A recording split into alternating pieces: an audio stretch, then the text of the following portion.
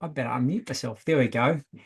Rookie error, first one for the year. As I was saying, this is the first industry leader workshop for Pro Trade United for 2026. So, welcome along. Great to have you on board for this jam-packed, fast-paced, content-rich session around profitability. Just a quick question. Is anyone out there making too much profit in their business? I didn't think so. Profit is always something that we get at a little bit more too. When someone says, how much profit could I be making in my business? And the answer is more than you are making right now. So listen, we've got a great little private group tonight, a great gang. I'm going to share my screen and get the conversation underway. And I did a bit about myself. I wanted to just give you something to think about before we, dive in, and some numbers and the reason why you are with us here on this session this evening. We're living in this age of information. In fact, probably too much information, yeah. But we've got to be really discerning with the information we use. But therefore, ignorance is a choice. We either don't know or we don't care. And particularly around profitability in our businesses, we either don't know where the profit's going, or we don't know how to generate more profitability in our business, or we don't care. That's really the snapshot. And the reality, before, as I said before, we sort of set the scene for tonight, I just want to jump straight into share with you some of the numbers that we're seeing right now. And for some of you, this is not foreign, yeah? We've obviously, over the last few years, seen some really big changes in the trade and construction industry. For some of you, you're working harder than ever, but yet you've got less profit than ever. Yeah. And so there's a complete mismatch between effort and return in that space. Obviously, those rising material costs in the last 5 years for so many different reasons that I won't go into now, which means particularly those fixed priced type of work sites, challenges have shown up all the time, given the changes in this pace at which our materials are rising. Labour shortages, another conversation altogether. But the reality is the amount of skilled labour available to deliver is getting shorter and shorter. Again, another conversation. But what will happen is, because it's costing us more as business owners to employ people, the cost of errors and rework and poor productivity goes up as well. Yeah. And there's unfortunately always in the game, we call it the price tension. We've got people who are pricing just to win work, and destroys the value of the industry as well. Now, what we're seeing, particularly with the benchmarking work that we're doing with clients, that the average business, the average playing average, is less than 5% for a net profit margin gap, which means, if you're doing a $1 million business, really you're only making, after paying yourself a salary, $50,000. And that's a lot of risk for a low return. Where the benchmark, the top performers, the industry leaders that we're working with are now getting up towards 20% and more as far as their net profit goes. So that's where we want to help those of you who are at the lower end bridge that gap up to the higher end as well. And the reality check, as I said, this is what we're seeing now, that only 44% of businesses who start in the trade and construction industry make it to 5 years. And 82% of those who don't make it, and even those beyond the 5 years, don't make it because of poor cash flow management, lack of understanding of cash flow, which leads to pricing profit, and understanding what's going on in their projects. Essentially, that's financial awareness. It's not due to a lack of technical skills. You may be a master of your craft, and that serves you up to a certain percent. But after that, the gap is now to your business and financial skills. So today's journey, before I just take myself off, share screen, we're going to cover off on, and this is the game plan ahead. Look at where are your profit margins going? Okay, let's uncover where those leaks are. How can you quote to win and do it more often profitably? How you can control your cash flow, probably just understand your cash flow is probably the starting point.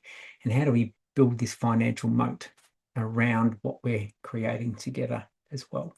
So that's the game tonight. So if you're up for a little bit of that, raise your hands metaphorically. If you're up for a lot of that, raise both of your hands as well. So I'm flying solo tonight.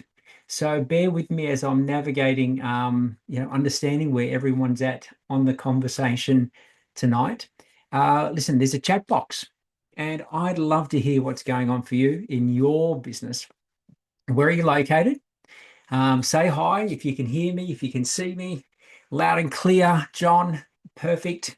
Where are you located? What sort of business are you in? What are you up for in 2026? And all of the above. If you're learning some stuff along the way. G'day, Michelle. You're in the swimming pool maintenance business, which is great to have you on board. And please type away. Keep your hands busy. It keeps me interactive. Makes sure that I feel like I'm giving you guys some value as well. So keep tapping away. The other thing tonight, you're going to get a recording. So if you do love, g'day, Stella.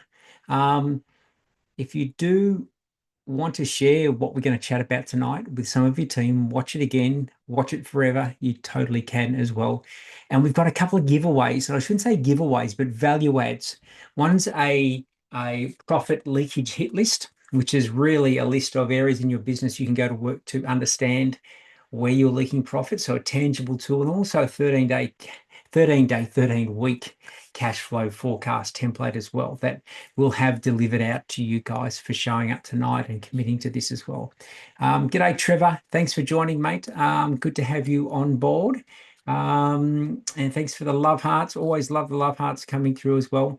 Hey, listen, just a quick snapshot. There's a book out called Not Just a Tradie. You can purchase it through our website. You can download it on all of the gigs that you see there as well.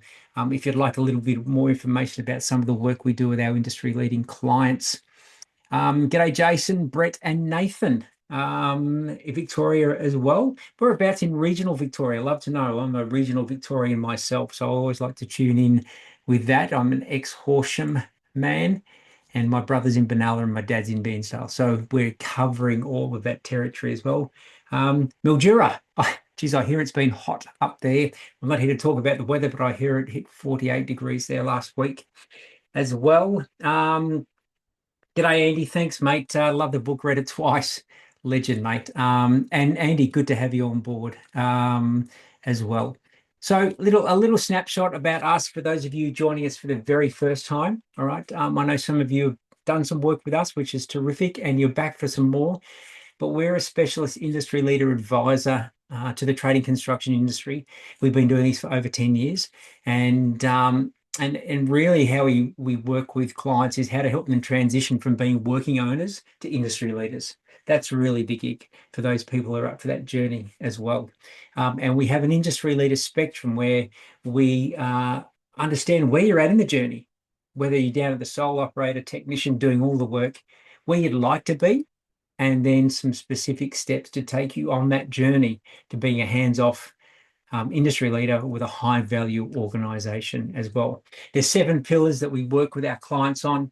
I'm not going to run through these in detail, but this is where we really dive down. There's obviously all the tactical things that we can assist business owners to implement in their business, but understanding that the pillars beneath all of these fall into one of these, from identity orientation, which is how you relate to yourself as a business owner, how you think about the business, whether it's day-to-day or down the track. How's your financial confidence and organization? How do you value yourself in the market? Such an important concept for tonight. How do you make decisions? Where are you at in the delegation journey? And what's the leadership influence that you do have as well? So there's a little bit about how we work with our clients, some of the beautiful people we have on board and the journey we're taking them on as well.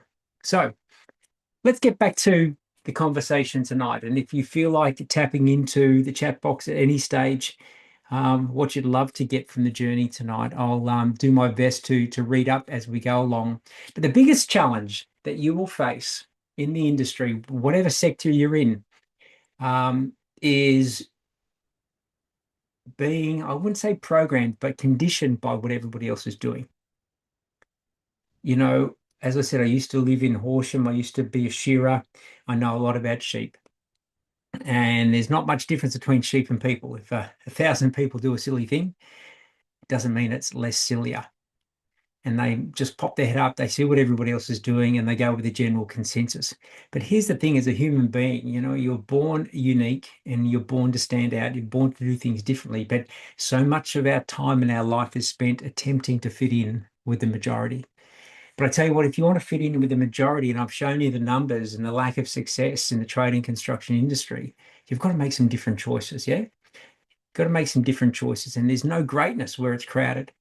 There's no greatness in that top 5 to 10% of your industry. And are you prepared to be uncomfortable, to do things a little differently? I was speaking to a client the other day and said, listen, John, I'm not really comfortable about moving down in that direction. I said, it's not about being comfortable. If you want to have a really great business, be an industry leader, it's not about being comfortable. It's about being courageous and leaning into that uncomfortableness. And that's how we work with our clients side by side to support them through that journey as well. So the biggest gap, particularly around profitability for you guys, is dealing with the so-called tradie chatter, which is doing what everyone else is doing. And this is that identity orientation. Okay, it's the number one pillar, and it's the most important because I can give you all the tools and the resources. And what is it that has some people implement them, run with them, do a great job, and other people just leave them in the toolkit and do nothing with them? Okay.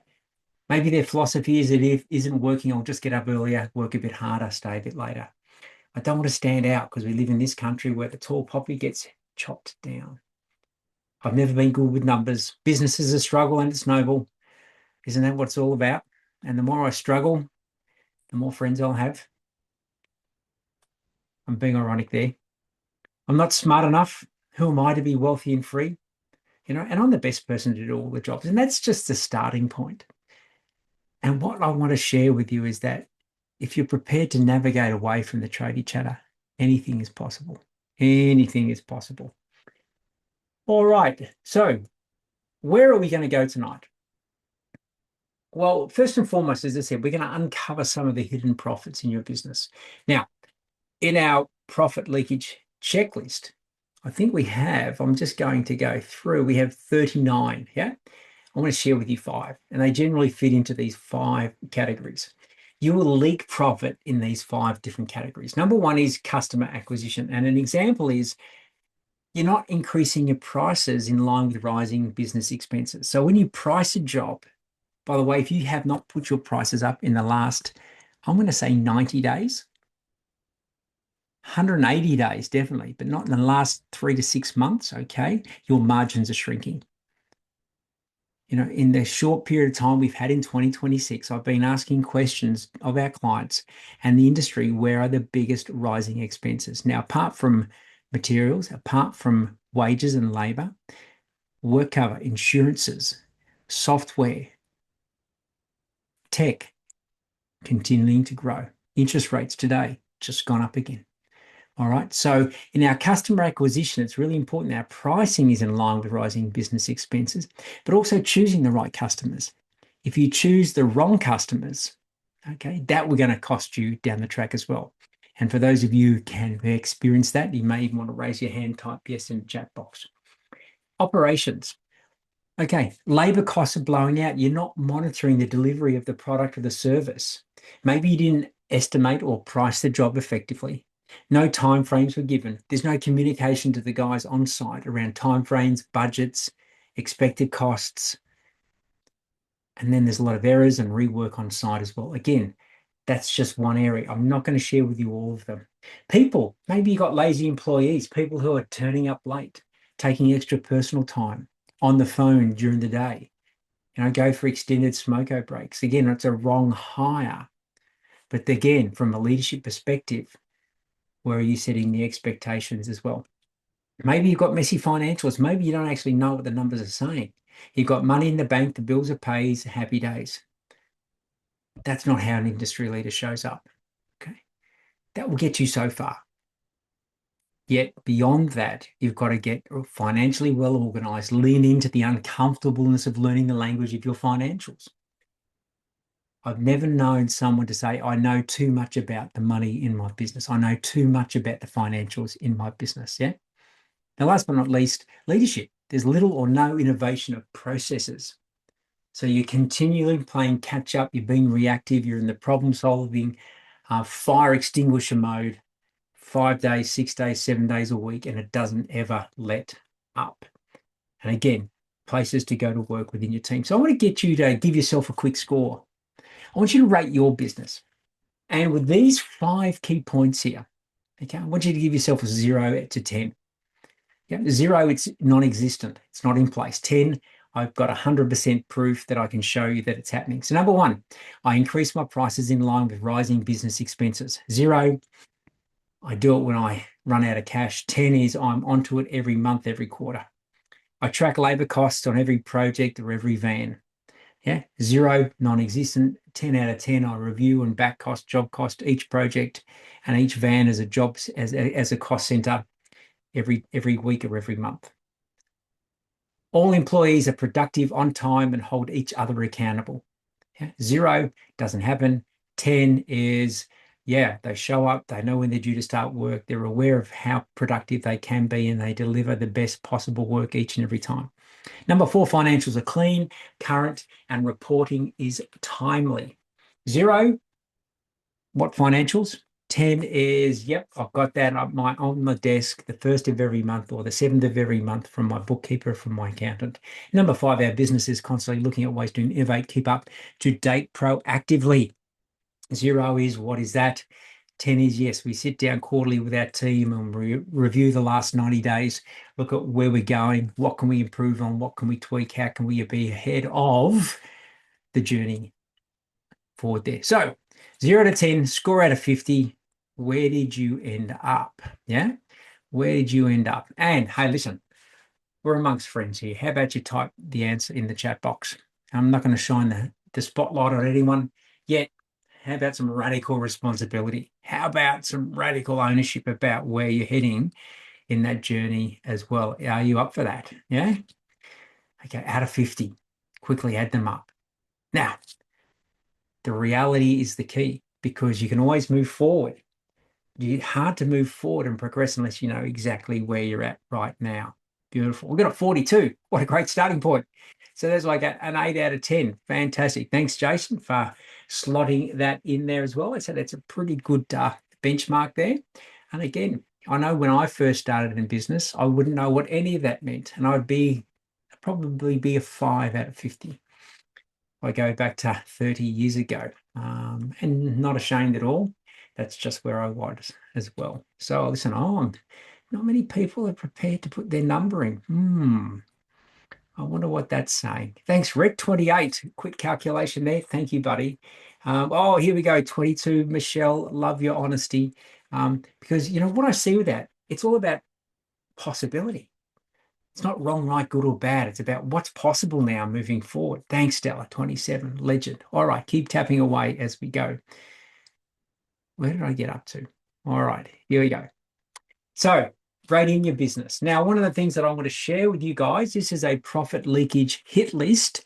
So 39 areas of your business that you can check and inspect to see if there's an opportunity to improve your profitability, because making money from the inside is the quickest and the fastest way to improve your profit margin. Some people think I've got to generate more work because it's out there. But I tell you what, you have a look on the inside and you can grow your net profit margin by 5-10% without doing any more work. Okay, this is the great starting point. So one of the things we'll make sure is that you will get a copy of this profit leakage hit list for saying yes to showing up today and doing the work on your business for 2026. All right, number 2, we want a quote to win, and we want to do it profitably. Okay, thanks, Luke, for putting your score up there. I love your honesty. Beautiful. What possibility there is for your business, mate. Yeah, what possibility there is. Look at where you are to where you want to be. So, you know, no one, I'm going to sense, on this session wants to be the person who always goes for the cheapest option. Because when you hear the word cheap, like I had a marketing coach going back 20 years ago, and he said, when you hear the word cheap, just say the word cheap. And it sounds, you know, it feels like you've sucked a 6 lemons. Cheap. No one wants to be cheap. But here's the reality. People want value.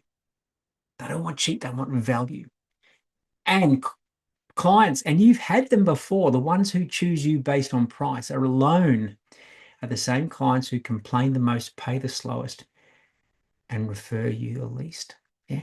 So let's have a look at the premium end. And this is where we want to do. We can win work at a premium value consistently, but it requires some structures. And I'm not going to go into all of the how-to tonight, but I want to share some of the what you can do. So we want to sell outcomes, not inputs. And your price needs to reflect the problems you solve, not the materials or the labor you use. Now, someone must be the most expensive. Fact? True? Someone must be the most expensive. Why don't you let that be you? Why don't you allow that to be you? Why don't you create that to be you? Because someone has to be, and do it proudly. You want to educate the customer or the client that it's about outcomes, not time. Yeah. And the other thing is you have to understand we are all the same as human beings. We're greedy, lazy, impatient, and we're vain. Yeah. We all want a little bit more than we expect. We want it done quickly, promptly, not rushed, not hurried. We want it done, yeah, and made easy for us. Yeah, and we want to feel good in the whole process. So if there's one little line item there that you can take from this session, share with your team, is understand that your customers are greedy, they're lazy, they're impatient, and they're vain. So give them more than they expect, make it easy for them to do business with you. Do it quickly, promptly, and have them feel good about the process. Not complicated, yeah. Now, you've got to also educate people about why you're different, because better is not better, different is better. But you want to communicate some of those points of difference along the way. Now, I'm just going to take myself off share here because I want to explain a very important concept through an example. I dislike immensely going to the dentist. In fact, I have PTSD from going to the dentist from when I was a child. I had a mouthful of overcrowding, and I'd say between the age of 7 and 12, maybe 14, every time I went to the dentist, I would get a tooth extraction. Not a filling, but they'd be taking something out, moving something around. I had the braces, I had the mouthful of aluminium back in the 1970s, and a little bit different to the Invisalign today. And even today, going to the dentist, I will put it off for as long as I possibly can. Now, when I go to the dentist, and I'm going to use the example, I went last year, and the dentist said, listen, we do have a little hole, and I knew there was one there. He said, we can fill that for you. I said, fantastic. Now, here's the thing. Do I want him to bill me for time, or do I want the job done as quickly as possible? Now, unless you are one of the people who love going to the dentist, get the happy gas and sit there for hours and enjoying it, you'd be like me. You want to get the job done. So I want the outcome. Now, here's the thing. He said, what about if he said, listen, I can do it myself, but it's going to take an hour, or I can have Jane come in or Bob come in, who's my dental assistant. We can get it done in 20 minutes. What would you prefer? Get it done in 20 minutes. It's the outcome I want. I want it done promptly. I want it done professionally. I'm not paying for time here. I'm paying for outcome. So when you specialize, when you show up and act and deliver value like a specialist, educate the customer that you are delivering an outcome. You're not being paid for time and materials. Yeah. That's the old school. That's the old way. And if a customer wants so much detail from you now, around labor and around materials, I'm going to suggest they're going to be a pain in the backside customer moving forward. Does it make sense? So what we want to do is I'm going to suggest you have some strategies here. And this is one strategy. Yeah. One strategy. As we said, we want to sell outcomes, not inputs. Now, possibly one, depending on your target audience. And remember, this context tonight is about target audience, the industry that you're in. Take the ideas, make it work for you, rather than saying that won't work in my industry for sure. So the point is, maybe you want to give people some options. Yeah. Now, I want to suggest you could possibly give people a basic option. And this comes down to the qualification that you do on the phone with your potential customer. When they chat, when they inquire, when you meet them first face to face, you want to get an understanding of where they could be. But you may have a basic package, yeah? A basic price point, yeah, which is core requirements, standard materials, and maybe a budget conscious choice. Now, you might have the value packed option, which is upgrades, enhanced warranty protection, and best balance of cost and quality. And then you may have the premium package. Now, the premium package is top tier materials, all inclusive zero service, and a zero hassle guarantee. Now, here's one thing that the science shows. Yeah, that when you have only two options, people have a dilemma. Which do I choose? But if I have three options, okay, I feel like I've got more choice, yeah, more understanding. And here's what the numbers show. 60 to 70% of customers choose the middle option, okay, which gives you more value, more margin when you package it correctly. Very few people in this situation will go, listen, I'll just go the cheap option. Some people may. 5% always go for the premium option. A minimum of 5% always go for the premium option. And again, depending on the customer, whether it's a consumer or it's business to business. They go the premium option just because that's who they are. But as I said, the majority will tend to go the middle option. So what I'm going to recommend is you trial that in your business. Don't knock it unless you give it a go. Yeah. It's an opportunity to attempt something with customers and just to see if there's an opportunity to generate a better customer, a better margin, and a better outcome for all. And this is one of my favorite images. The quality is not so great because it's been around about 20 years, but you have to understand there is always someone willing to do it cheaper. Don't let that be you. All right, before we do continue on, hey, listen, let's just pause. I've got to pause. I want to have a little sip.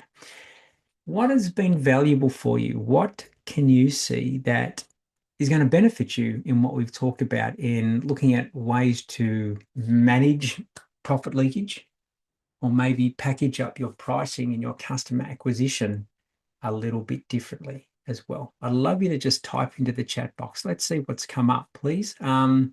Tap away, chat, and remember, every time you share, it reminds you of what you're learning, and that's such an important part as well.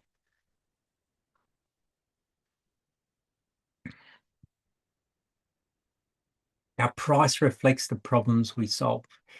Michelle, that is beautiful because at the end of the day, that's what people want. I want the problems to be solved, the hassles to be taken away from my life.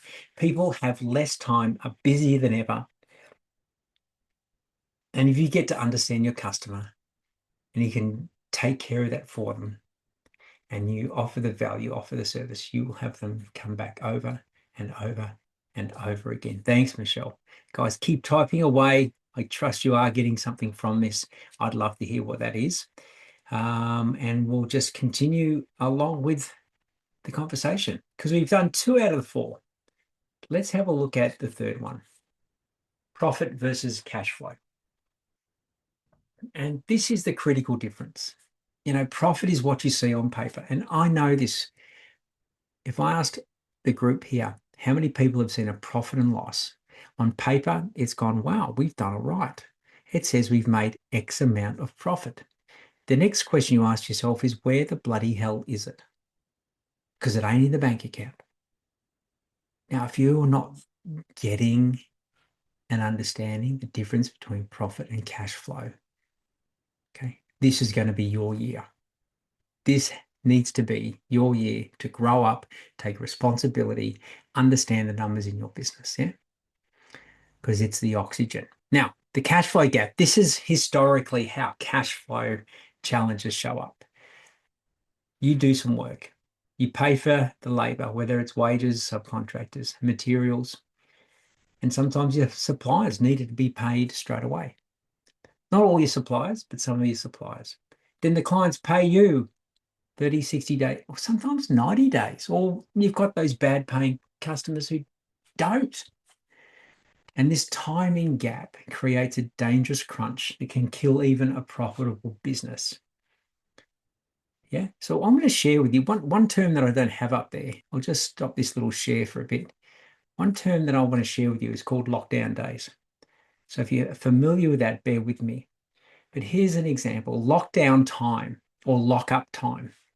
So if you deliver some work this morning and the client pays you immediately on completion, okay, lockup time is 0. Yeah.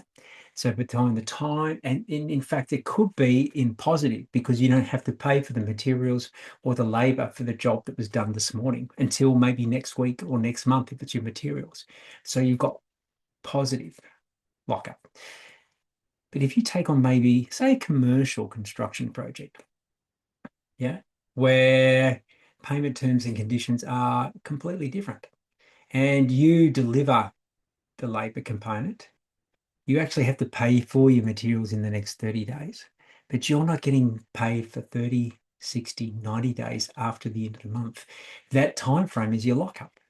Now, if you're traditionally running a business where you get paid in the same 24-hour period or the same 7-day period, and all of a sudden you take on something that's a lot bigger, different terms and conditions, it could pretty much wipe your business out if you don't have the cash flow or the backup plan to support that transition to a different type of business. And that catches out a lot of business owners in this industry.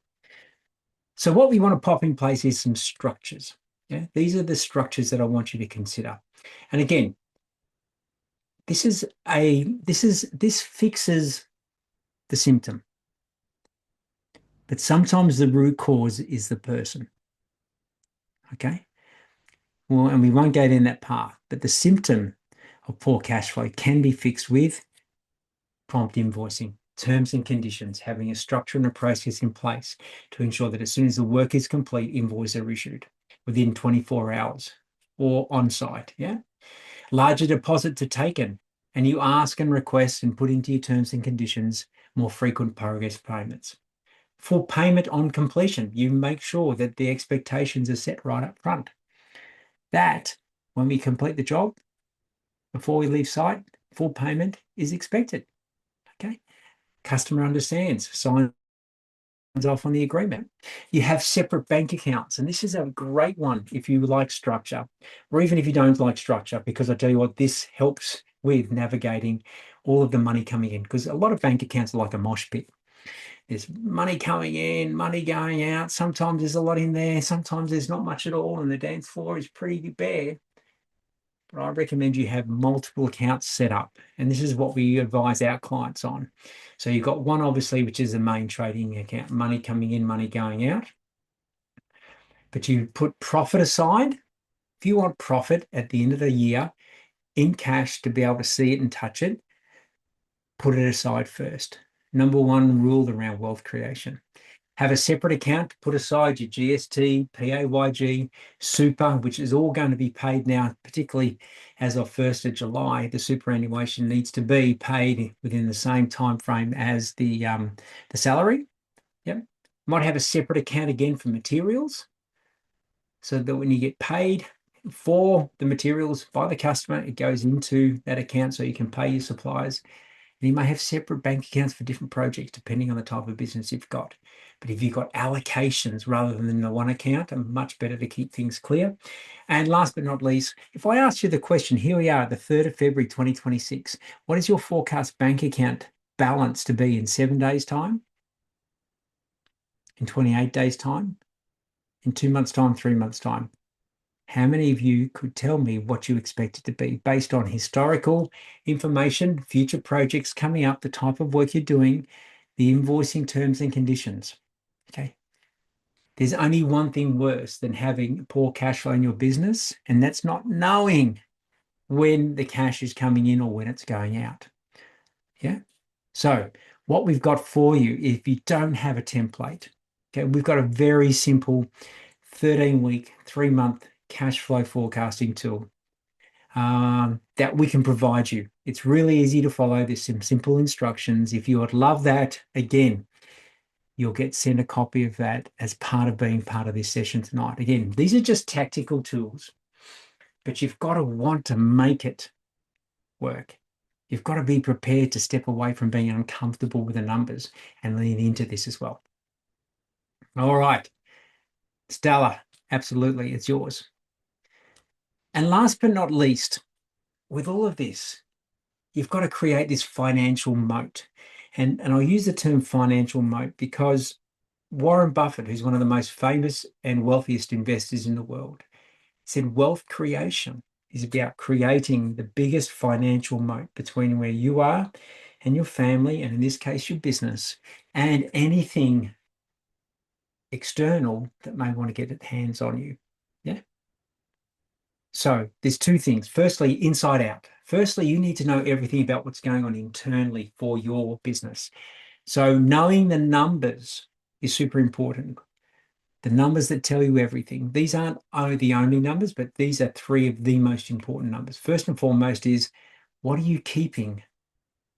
What's the real income once you pay for all of your materials and job labor and on the job expenses? And it tells you if your pricing and your deliverables are working well. What did you want to make from each project or each van or each truck, each week, each month? What did you actually get? So it tells you how your pricing is going. Next one, what am I keeping? What's my pre-tax profit? It tells you once I've got my gross profit, okay, it tells me if my overheads, the things that I have to pay that are hanging over my head every month, and operating expenses are under control. Okay. Every 3 months, one of the things I recommend you do is sit through your profit and loss and look at every line item and work out, am I getting a return on that or not? Because every line item in your overheads heads ideally provides a return on your capital, a return on what you're paying out. And last but not least, your emergency fund, your cash flow reserves. How long could you survive with unexpected disruptions? Now, I know some of you are in quite remote and also extreme weather areas within Australia.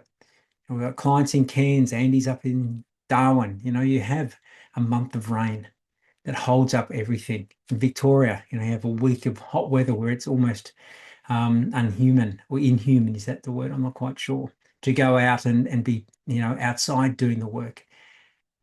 You may have part of the industry that gets shut down. You do not and cannot prepare for all of these, but you can. I mean, you can't predict them, but you can prepare. So how long could you survive with unexpected disruptions? So one of the things that we recommend you start off by doing is being able to create cash reserves to be able to run your business for 6 months without any extra income. Could you keep your business alive? Just alive, paying all of the overheads and your team for 6 months without any income. Start to that. Well, maybe start with 3, then get to 6, and then grow from there. Now, it doesn't mean you can't do anything with that cash whilst you're getting to that situation, but it just gives you a confidence, peace of mind, and puts you in a position where you don't have to say yes to anything and everything. And then what's also important is you have a financial team, someone supporting you with all of this. Because as you progress to become an industry leader, there's a big difference between doing the stuff in your business every day and understanding what the numbers are saying. And we recommend you get really great at understanding, for example, a profit and loss, a balance sheet, a cash flow forecast, because all three of them on their own tell different parts of the story. Combined, they give you a better picture of the story. Set and manage the expectations with your financial team. So I'm suggesting that be a bookkeeper, an accountant, a financial planner, yeah, maybe an insurance broker. The people who are there to support you to protect what you've got in place. You want to prepare on one side and you want to protect on the other. Have an accountant, someone who's there side by side with you to educate you, to help guide you on the journey, maybe helping with budgets. And the budget, by the way, is just what you want in your business. This is what I'm budgeting. This is what I'm going to forecast, my pricing, cash flow, helping you become financially well organized. And one of the things to consider, depending on the type of work you do, but particularly if you're in the commercial and the bigger commercial work, you want to have a look at protecting your risk, protecting the downside. And I think it was, again, Warren Buffett who said, risk and insurance is all about preparing for the worst and expecting the best. And maybe it's something like some trade credit insurance. And what that does is allow you to protect the risk of doing the work, particularly in these larger tier one, tier two, tier three type industries. We have a great professional partnership with the team at Capital Trade Credit Solutions. So if that's something that you just want some more information about, you can either jump online, give them a call, mention that you're part of the ProTrade United cohort, or you can go to our website and we have our services directory and you'll be able to get their details there as well. But it's something that people don't consider until they actually do get caught. And unfortunately, a friend of mine who's got an electrical business down in northern New South Wales did $1 million project for a large builder down there, didn't have credit insurance with the builder. The builder chose not to pay, and it sent him to the wall, not just financially, professionally, but also personally as well. It wasn't a great outcome for all. So always consider the options to build that financial moat as well. All right, action plan. Where are we going to go from here? So number one, as a suggestion, what I recommend you do is conduct your first debrief or job cost if you haven't done that. So review your most recent project and identify the single biggest profit leak. Sit down, look at the pricing for the job, what you expected to get, and where did it differ? Was it different materials? Was it labor blew out? Or did you underestimate how much labor was required? Was there more materials required, or was there wastage on site, or was there overtime? You know where to look and then act accordingly. Secondly, maybe redesign the way you price with 3 options rather than just one. Get curious with your customer. Ask them, hey, listen, if I could provide a couple of different options, and you don't want to spend weeks putting these together for a client who then says no to any of them. But you just might ask the question, hey, I'm just curious if I could give you 3 indicative prices, one at the lower end, one at the higher end, one in the middle. Would that be okay with you? Yeah. And give them some options and just see what happens. And last but not least, build your financial forecast. Start with a simple spreadsheet that I'm going to suggest you utilize from what we're going to send out. And how good can you become at forecasting where your bank account balance is going to be in 30, 60, and 90 days along the track? Industry leaders. And this is where we're heading in 2026 in guiding our clients to become industry leaders. Okay, when you've got the mindset or maybe the internal language of just being reactive, competing on price, hoping that I get profitable, you can predict your future. Okay. Now, if you're prepared to make the transition and do the work, become an industry leader, you'll become proactive. You'll be working on problems before they show up. You'll showcase the value in your business to clients, and they will then choose you based on that. And you engineer and create your profitability, just not sit there fingers crossed and hoping that this financial year is going to be a great year as we go through. So where are you headed for 2026? We're in February. So the question for you, if I had a few minutes with you, is what are you out to accomplish in 2026? What do you want to experience this year? What direction are you heading?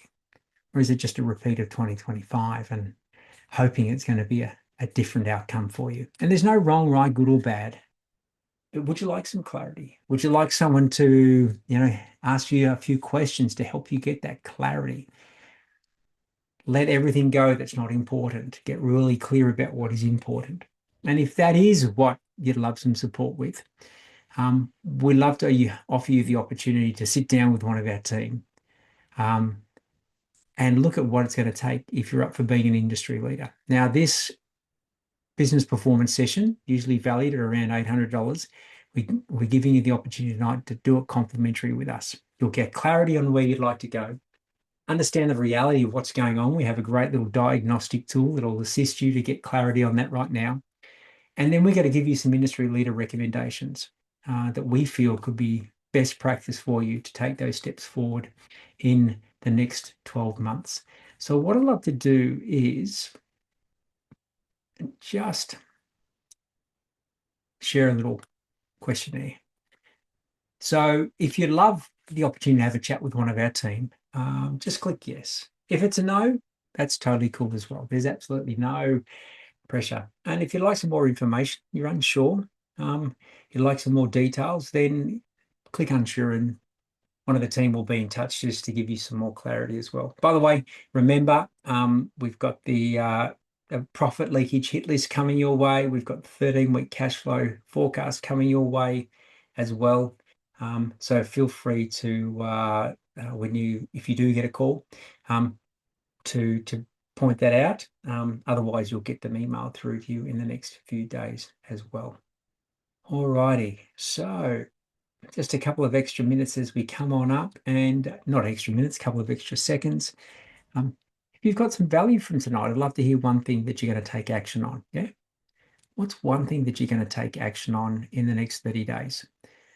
You might be inspired, you might be ready to go. But what's the one thing as we go? All right, I'm just going to finish that up there. All right, so that's the gig, guys. 45 minutes, right on point. So thanks, Simon, Innovation Planning. Michelle says, thanks for the time, hoping the hubby might take the 3-quote option. Yeah, beautiful. Hey, worst case scenario, you'll learn something in the process. That's what I guarantee with all of this. It's not necessarily about the outcome all the time, but it's the process of exploring different ways of doing business, which is exciting as well. Thanks, team. Listen, we're going to be running several more of these through 2026. I trust this is one that's going to get you flowing for the start of the year. All the best with whatever you're up for this year. Look forward to sharing with you again soon. And if there's anything you feel we can assist with, obviously, please be in touch. Thanks, guys. Have a great evening, and we will talk to you soon.